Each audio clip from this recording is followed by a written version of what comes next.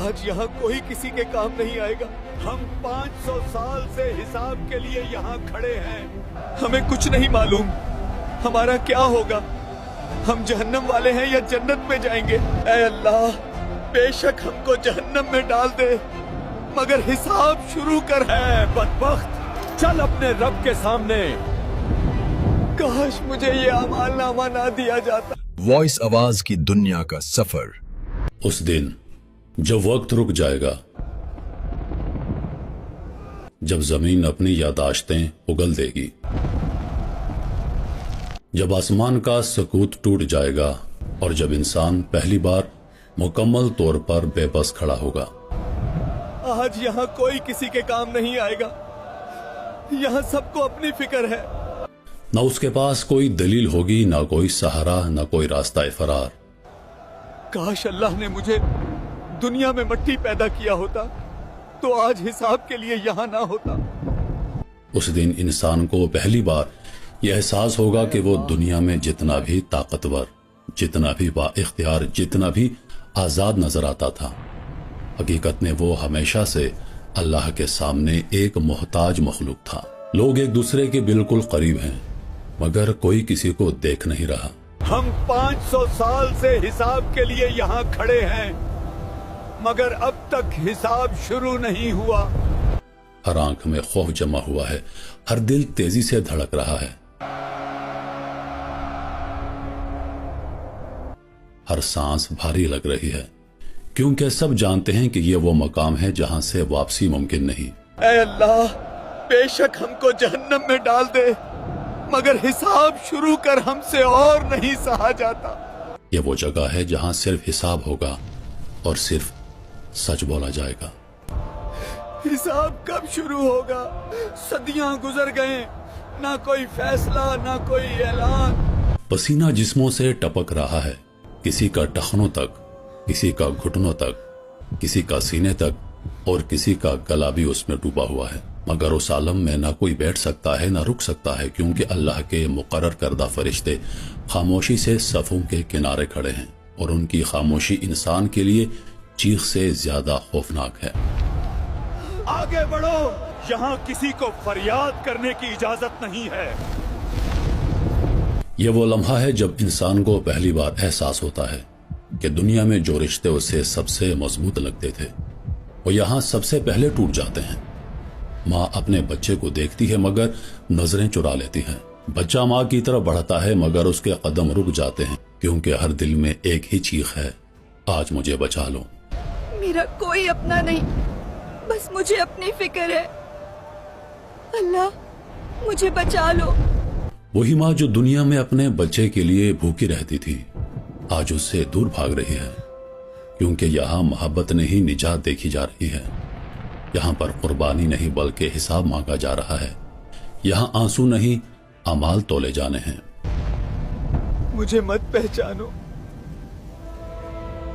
آج میں خود سے نہیں بچ پا رہا. اسی عالم میں سب لوگ ایک ہی سوال دہراتے ہیں، ایک ایسا سوال جو ہجوم میں گونجنے لگتا ہے، جو چیخ بن کر فضا میں پھیل جاتا ہے اور جو زمین و آسمان کے درمیان مولک ہو جاتا ہے. اے اللہ حساب شروع کر دے، ہم اس انتظار کو برداشت نہیں کر سکتے. یہ انتظار، یہ بے بسی، یہ لاچاری، یہ وہ عذاب ہے جس کا تصور انسان نے دنیا میں کبھی نہیں کیا تھا. 500 سال گزر جاتے ہیں مگر نہ کوئی فیصلہ، نہ کوئی اعلان، نہ کوئی آواز، اور اس خاموشی میں انسان ٹوٹنے لگتا ہے. کیا کوئی ہے جو اللہ سے بات کر سکے؟ بس اس انتظار سے نجات دے. تب انسانیت کا رخ ایک طرف مڑتا ہے. وہ پہلا دروازہ، وہ پہلی امید، وہ پہلا نام، حضرت آدم علیہ السلام. اے آدم نبی، اللہ نے آپ کو اپنے ہاتھوں سے بنایا، آپ ہماری سفارش کریں. امید ایک دل سے نکل کر دوسرے دل میں منتقل ہوتی ہے. نوح، پھر ابراہیم، پھر موسیٰ، پھر عیسیٰ، اور ہر دروازے پر ایک ہی جواب، ایک ہی خاموش انکار، ایک ہی خوف.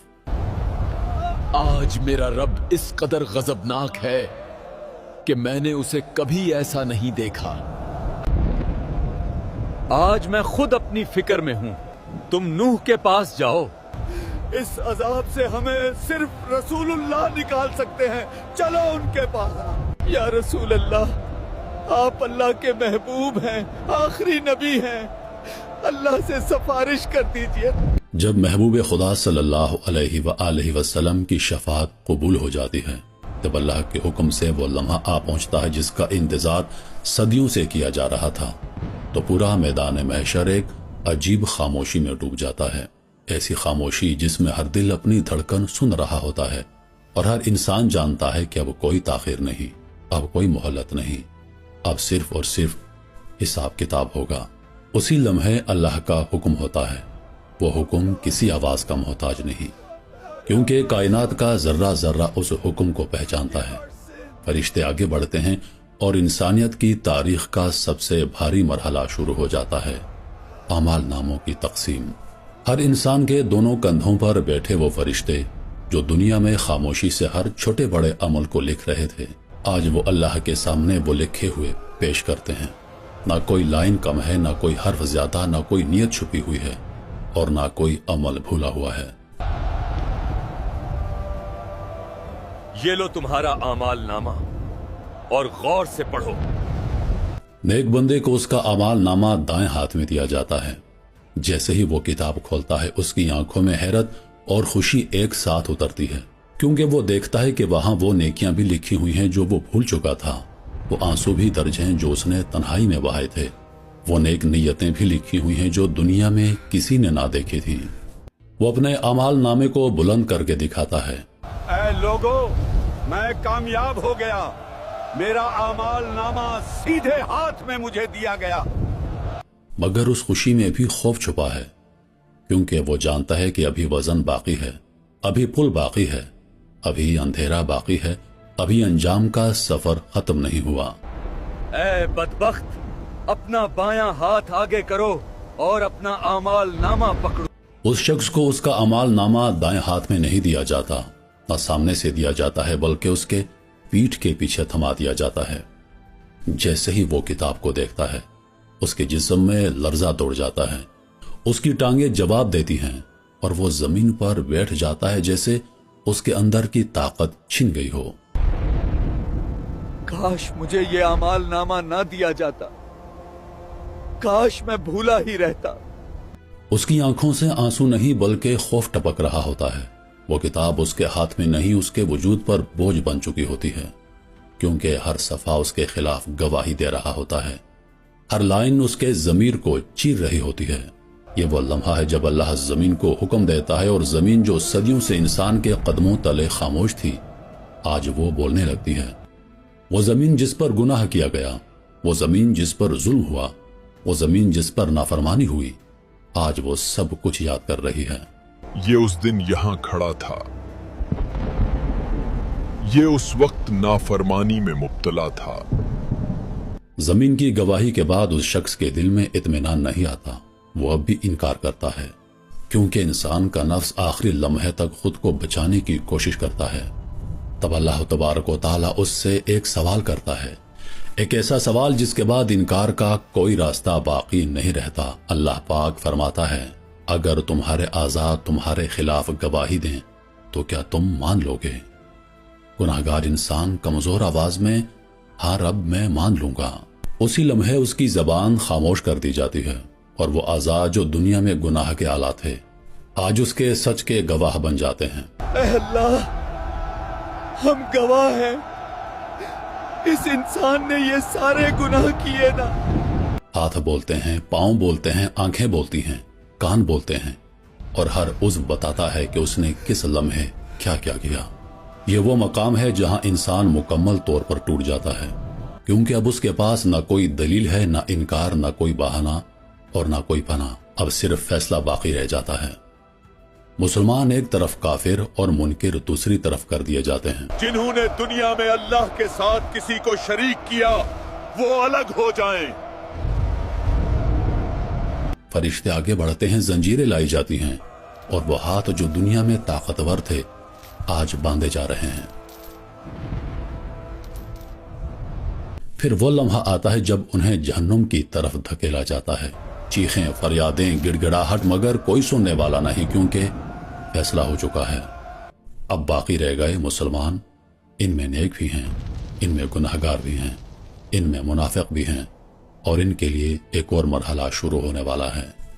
جب کافروں اور منکروں کا فیصلہ مکمل ہو جاتا ہے، جب جہنم کی طرف گھسیٹے جانے کی چیخیں میدان محشر کی فضا میں تحلیل ہو جاتی ہیں، تب ایک لمحے کے لیے خاموشی چھا جاتی ہے، ایسی خاموشی جس میں امید اور خوف ایک دوسرے کے ساتھ سانس لے رہے ہوتے ہیں، اور اسی لمحے مسلمانوں کے درمیان ایک سرگوشی پھیلتی ہے، ایک سوال، ایک لرزتا ہوا سوال۔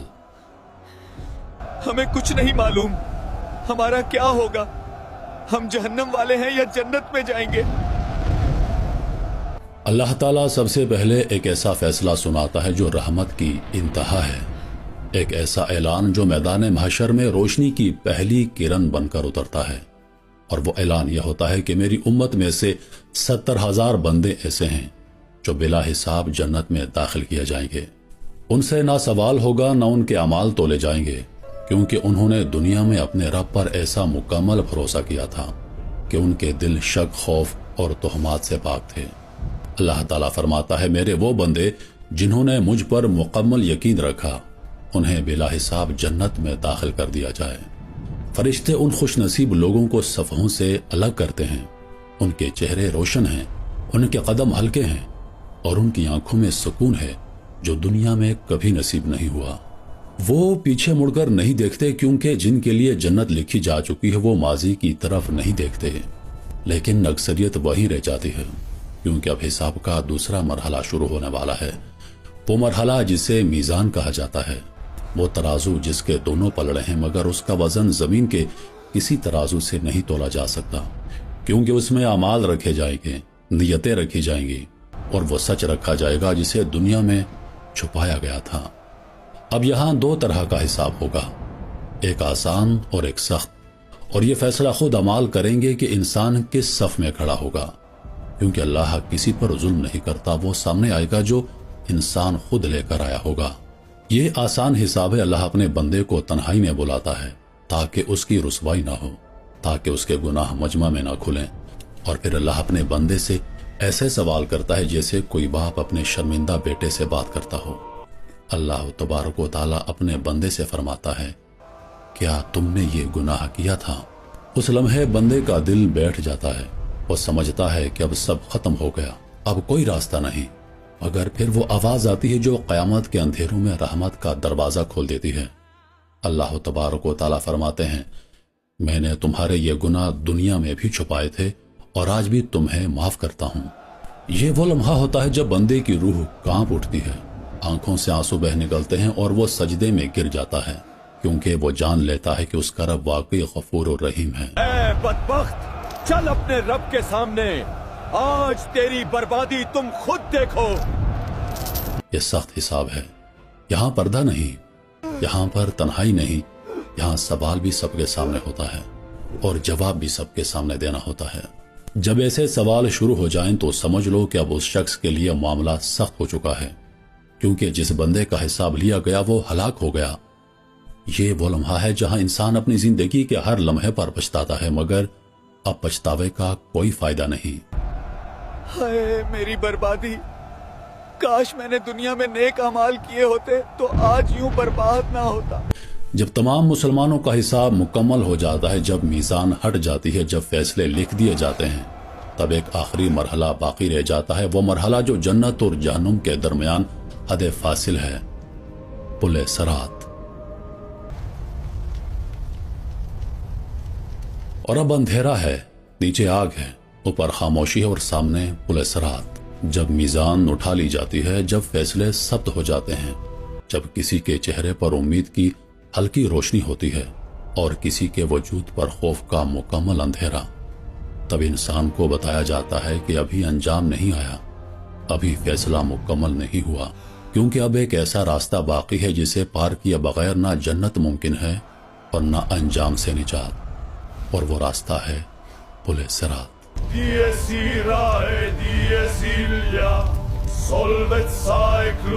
پل صراط بال سے زیادہ باریک، تلوار سے زیادہ تیز، نیچے جہنم کی آگ، اوپر مکمل اندھیرا، اور ارد گرد ایسی خاموشی کہ انسان اپنی روح کی چیخ سننے لگتا ہے۔ یہ راستہ بہت دشوار ہے، یا اللہ مجھے بچا لے، میں نہیں چل سکتا۔ اور یہ کوئی عام پل نہیں، یہ وہ آخری امتحان ہے جہاں نہ زبان کام آتی ہے، نہ آنسو، نہ سفارش، یہاں صرف ایک چیز کام آتی ہے، اور وہ ہے نور، وہ روشنی جو دنیا میں کیے گئے اعمال سے پیدا ہوتی ہے۔ جس کے اعمال مضبوط ہوں گے اس کا نور تیز ہوگا، اور جس کی زندگی غفلت میں گزری ہوگی اس کے لیے یہ پل قبر سے بھی زیادہ تنگ ہو جائے گا۔ میرا جسم جل رہا ہے، میرے پاؤں زخمی ہو گئے، اے اللہ رحم کر مجھ پر۔ لوگ پل کے دھانے پر کھڑے ہیں، کوئی کام رہا ہے، کوئی سجدے میں گرنا چاہتا ہے، کوئی پیچھے دیکھنے کی کوشش کرتا ہے، مگر پیچھے دیکھنے کی اجازت نہیں، کیونکہ اب صرف آگے ہے، یا نجات یا پھر ہمیشہ کے لیے ہلاکت۔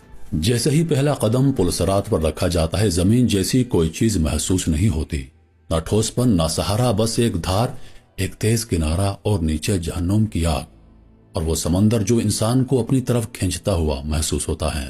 جن کے اعمال مضبوط ہوتے ہیں ان کا نور اتنا تیز ہوتا ہے کہ وہ پل کو لمحوں میں پار کر لیتے ہیں۔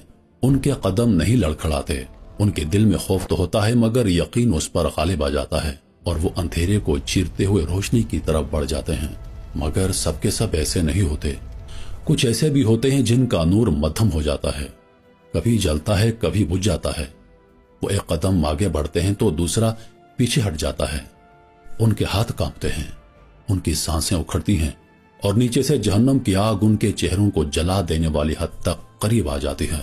اور پھر وہ لمحہ آتا ہے جسے دیکھ کر فرشتے بھی خاموش ہو جاتے ہیں۔